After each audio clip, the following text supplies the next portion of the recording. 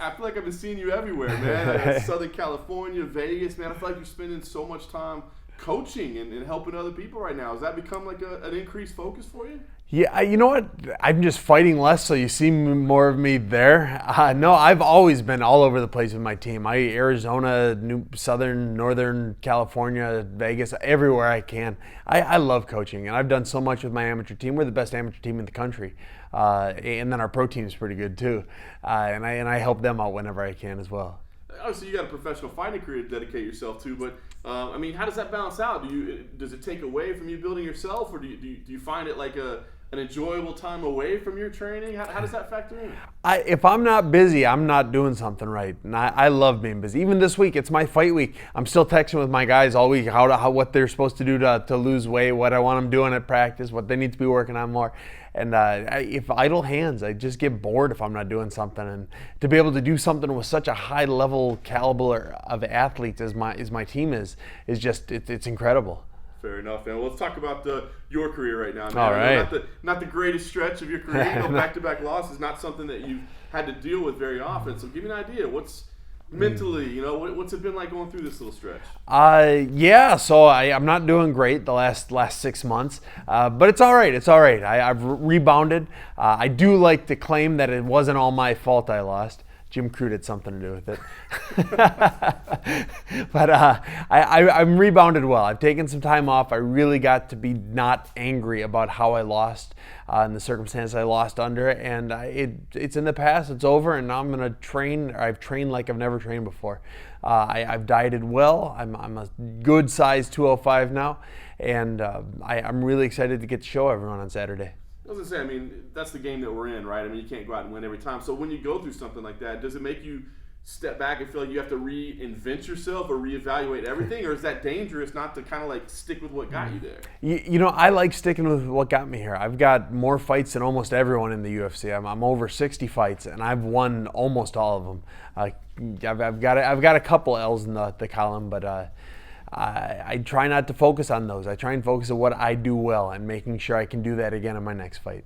Nice. So you said the focus has been diet, strength, and conditioning though? You said that was a big part of this? Yeah, I took a little bit more time off than I'm used to. I think I fought in February, now it's July, so it's a little more time than I'm used to. But no, I gained some weight. I've leaned out a little bit. I'm still closer to Fedor than Faber. But I feel very good. I had a very good camp, and I feel like nobody's going to be bigger than me anymore. So are you finally saying that the Sam Alvey schedule of fighting every other month isn't actually beneficial, that you need to do things differently? I don't need to do it. I'm going to try and fight like it the rest of the year. If I can get another 3 fights by December, count me in. All right, let's talk about this matchup. Quinton Abreu, kind of a newcomer to the UFC. They come to you with a name. Do you know anything about him? Do you bother looking? How does that process work? Yeah, so they came to a name, and like I always do, I said, yeah, let's do it. And then we Google who he is and all that, and how he's fighting. He's a stud. He's got a lot of wins. One loss in the UFC, but a lot of wins before that. And he's a very talented athlete. He does a lot of things right, and I'm going to do my best to make sure he doesn't do them right on Saturday. Yeah, it seems like grappling would probably be his best path to taking you on. Is that what you're expecting? Are you expecting to be facing a jiu-jitsu guy more or less? He is a jiu-jitsu guy. He has a lot of submissions, a lot of TKO wins, but he's not just a jiu-jitsu guy. He's got big hands. He's got those big jiu-jitsu guys have these hips where they can kick wherever they want to kick, and you don't know where it's coming, and he's got a kick like that. So he's got a lot of offensive standing tools. But of course, he's going to want to take me down at some point, because why not? If you're that good at jiu-jitsu, why not try and take me down? But it's not going to happen. You're not going to be able to hit me. He's not going to be able to hit me, and he's not going to be able to submit me. I was going to say, I mean, we think of you as a striker, but I mean, is maybe your jiu-jitsu game, you feel like it's maybe a little underappreciated? I'm a striker because the fans like me to be a striker. If the fans cheered more at submissions, I'd sub more people. But the fans get a kick out of me punching people hard in the face. No question. Well, like I say, you don't want to focus on the negatives, especially a positive guy like yourself. But is there any kind of added importance here? I mean, I don't think your job security is on the line. I feel like you're a fan favorite. I feel like you've done a lot of things. But I mean, is there some kind of added importance, at least within yourself, to getting a win here?